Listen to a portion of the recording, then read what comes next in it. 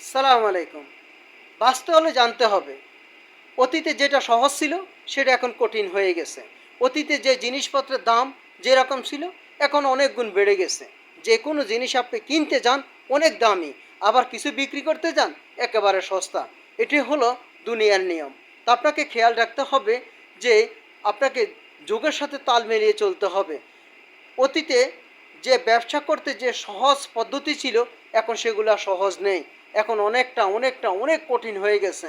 তাই আপনি এখন বর্তমানে যেগুলো কঠিন সেটা আগামী 10-20 বছর পর হয়তো আপনার হাতের নাগাল ছেড়ে চলে যাবে।